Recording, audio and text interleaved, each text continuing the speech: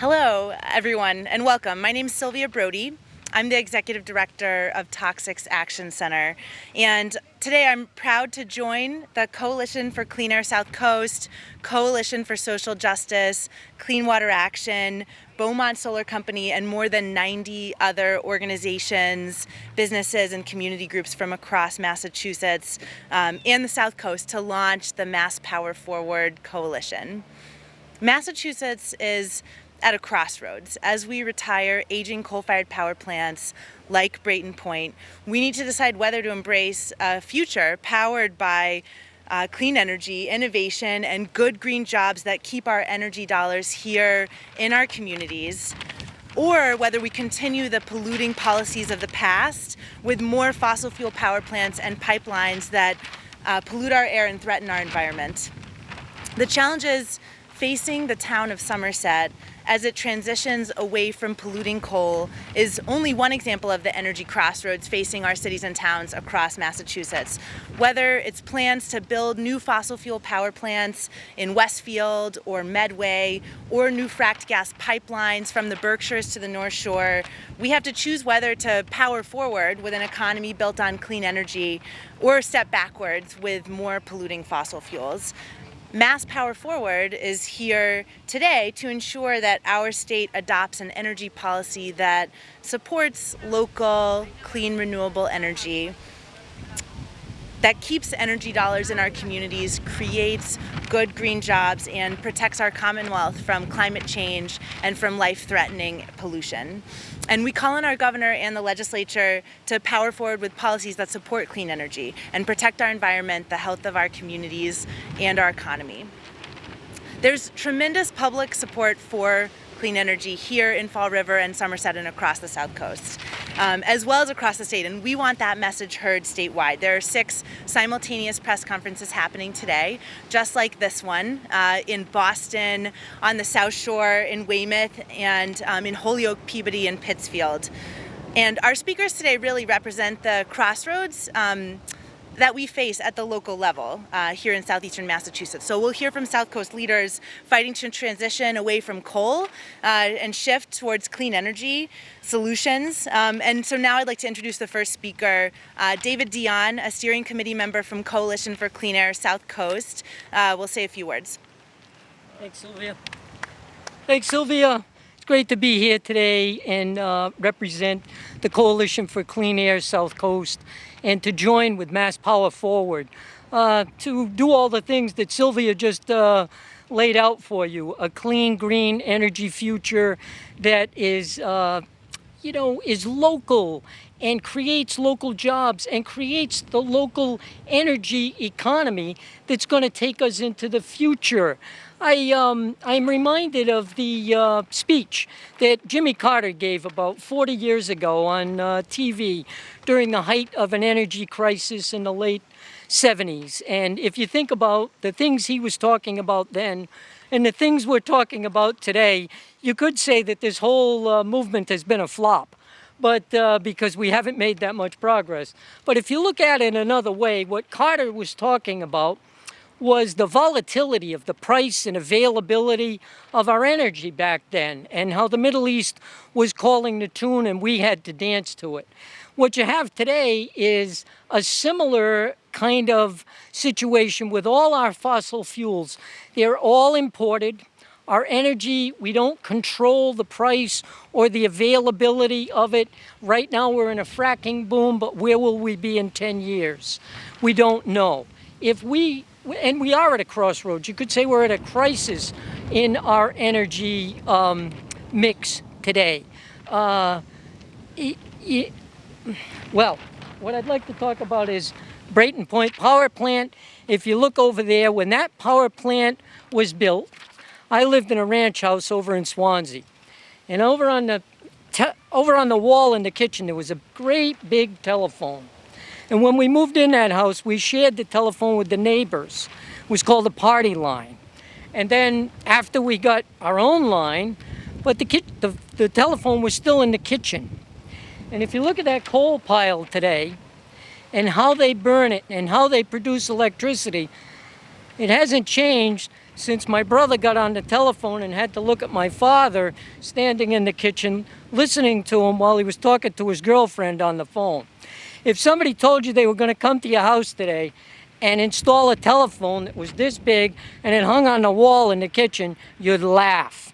So what's changed since Jimmy Carter gave that speech is a lot of things, and our awareness has changed, and some other things have changed, and the technology has taken a great leap forward. And we stand here today in New England, and we look out on the beautiful Mount Hope Bay, Brayton Point Power Plant. There's crisis here and there's opportunity here. Brayton Point's going to close.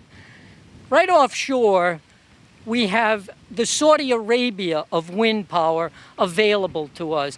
I went to a conference at BCC about a year ago, and one of the professors from BCC got up, and if I'm not quoting him wrong, he said something about 1 trillion kilowatts of electricity could be produced from the wind power right offshore. Think about that for a minute. Do we want to close these power plants and bring in commercial pipelines and burn more fossil fuels? Or do we want to repower these power plants with offshore wind? They're all on the water. Brayton Point, Pilgrim down in Plymouth, just identified as the most dangerous nuke plant in the nation. That's going to close in 5 years, 2 years, 7 years.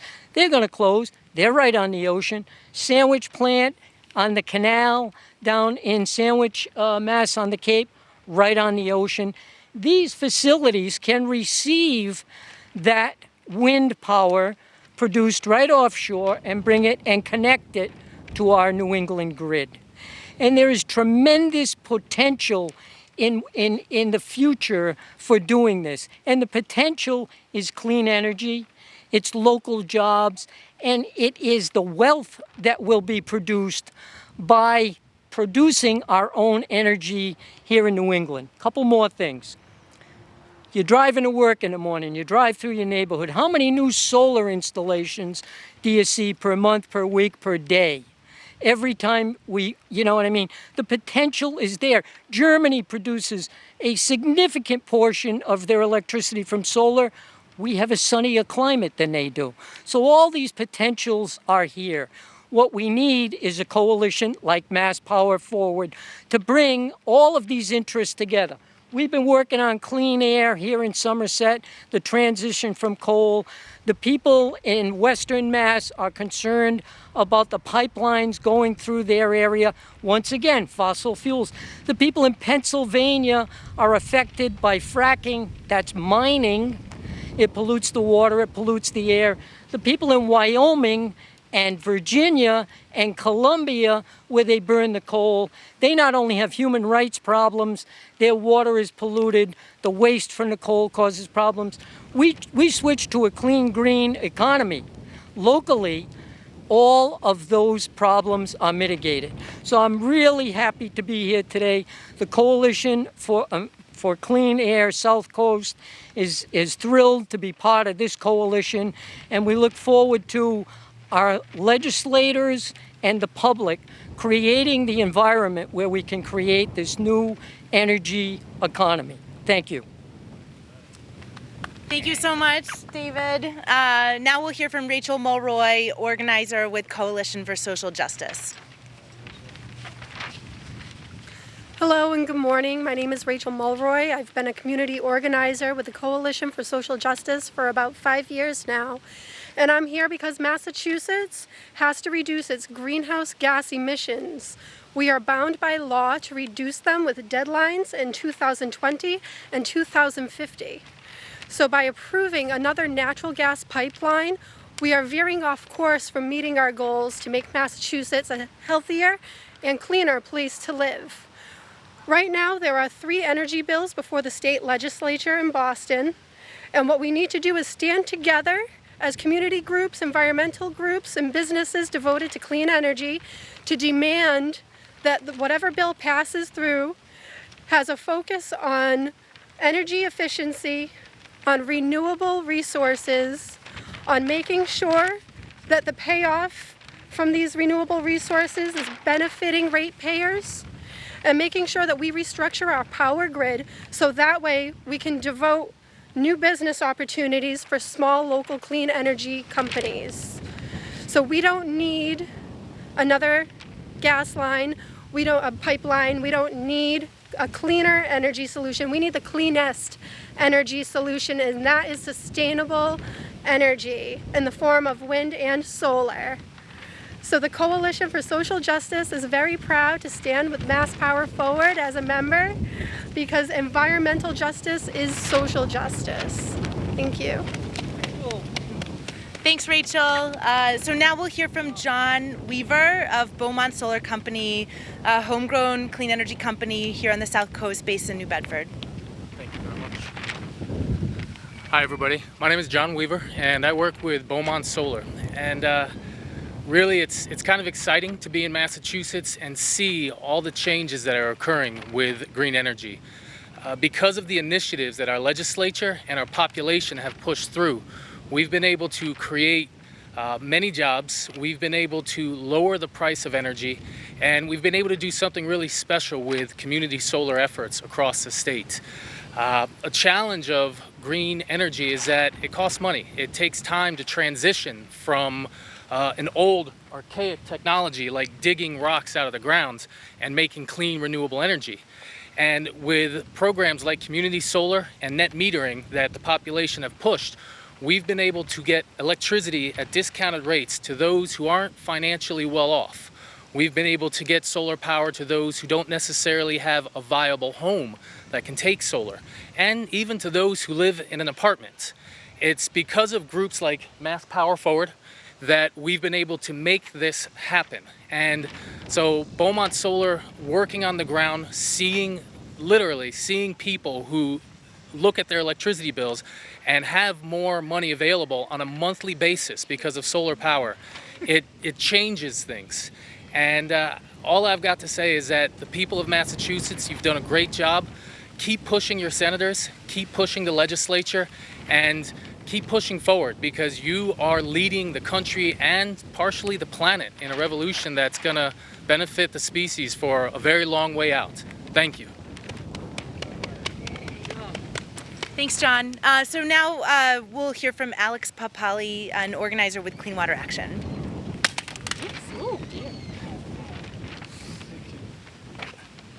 Good morning, everyone. Alex Papali with Clean Water Action. I'm an energy organizer. It's clear from what folks have been saying today that we are over dependent on fuel coming from outside the country, outside our region. Our energy dollars are flowing the wrong direction. We're not investing in our communities, and it's a huge pot of money that we're talking about. This is an opportunity that we cannot afford to lose. There's a clear choice ahead of us in the coming crucial months. We can invest more money in the old, polluting, exploiting economy, or we can reinvest that money in local businesses that benefit our communities directly, like Beaumont Solar is doing. We have this opportunity in front of us that the window of opportunity is only going to be open for so long. The legislature is going to be hearing an omnibus energy bill on September 29th, and there'll be a debate about it shortly thereafter. This is a limited moment that we have to seize the huge offshore wind benefits that we've been hearing about. Some of the legislation that is going to be discussed prioritizes the offshore wind opportunities, and the Brayton Point plant is a perfect site for the transmission to come, the power generated from the offshore wind to come onshore. There's a statewide mandate to, as we heard from Rachel, a statewide mandate to procure 80%, to reduce 80% of our emissions by 2050. And this is not going to happen unless we're investing now in renewable energy, energy efficiency, and so on. We already have a world-class energy efficiency program in Massachusetts. The trick is to scale up on the renewables and the clean energy that we're so desperately lacking, rather than investing billions of our ratepayer dollars in the old economy that's taking us backwards. I just want to say a lot of folks are worried about the jobs and the tax revenue from Brayton Point. This is a valid concern, and we fully embrace those concerns. We want to make sure there's a responsible transition here. The transition is coming regardless of whether we like it or not, and the key is to be prepared for it, and to make sure that we're investing now and preparing for the day when the plant shuts down. So there's an opportunity here. The whole country is watching to see what this region does. What happens here is potentially going to be modeled elsewhere in the country, and it's our responsibility, it's our ethical duty to make sure that we do it right for our children and their children. Thank you all very much. I'm sure we'll see you more in the coming months. Great. Great. Thank you so much, Alex, and thank you to all of our speakers. So again, we're here today joining nearly 100 other organizations, businesses, and community groups from across Massachusetts to make the call for a clean energy future and launch Mass Power Forward. We want to live in Massachusetts where we have wind turbines off our coast, a solar panel on every roof, and local economies that are sustainable and diverse, built around a clean energy future. And this fall, in fact, the legislature will be debating some of the most significant energy policy that Massachusetts has seen in a number of years. We want to see our legislators support clean, renewable energy and make that step forward rather than taking a step back and expanding more fossil fuels. So thank you so much again to everyone for coming. The speakers will take a few questions now if people have questions. So thanks again.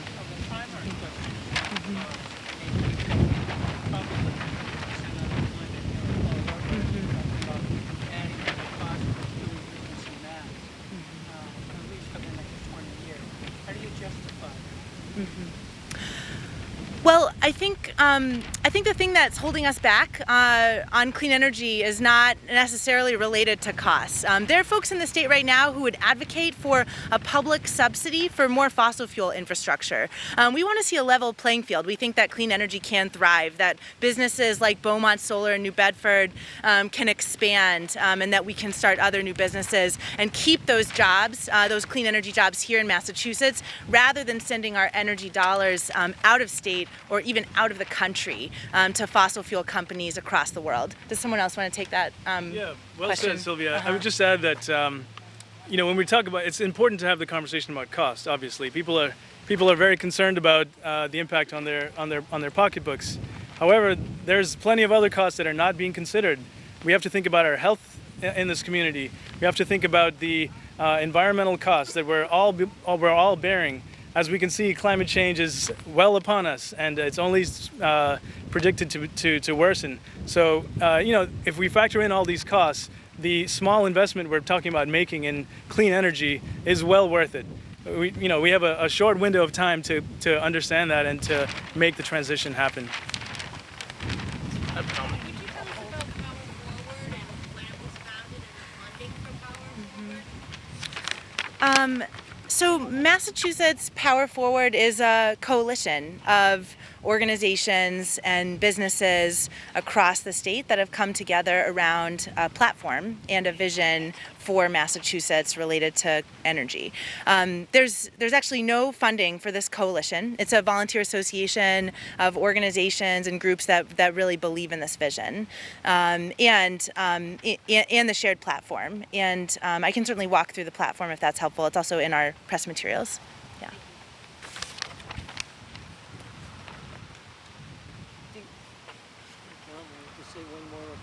Well, I was going to respond to the question about cost and jobs. Come to the mic. No problem. In terms of costs and jobs, solar power across the United States is approaching 200,000 jobs.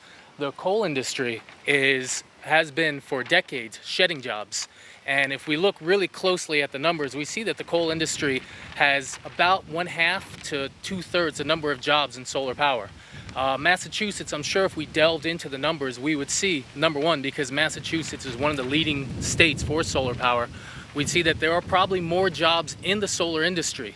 Installers, engineers, salespeople, that far outpace the coal industry. So I don't think the job issue is real. I think that's coming from the talking heads who have stockholders to protect. And in reference to costs, it's wrong. We see that solar power, and there was actually a report released yesterday by the International Energy Agency and the Nuclear Power Institute that says the reason over the last 5 years that electricity prices haven't inflated is specifically because of solar power. The price of solar energy, when we integrate it into the wind, into the grid, actually lowers the overall cost structure of the power grid. Your prices in Massachusetts are some of the highest in the nation, not because of renewable energy. These prices were already high before renewable and solar started. And now we've actually gotten an opportunity to integrate cheap energy that is partially funded by the federal government. And then the rest of it's funded by countering the pollution that these companies make. So it's incorrect to say that the price of energy will go up because of solar, and it's incorrect to say that we're going to lose jobs on a net basis. Yes, any particular location, it would hurt those groups, but evolution needs to occur, and we're going to lose more jobs in the long term if we don't evolve and catch up with the rest of the world.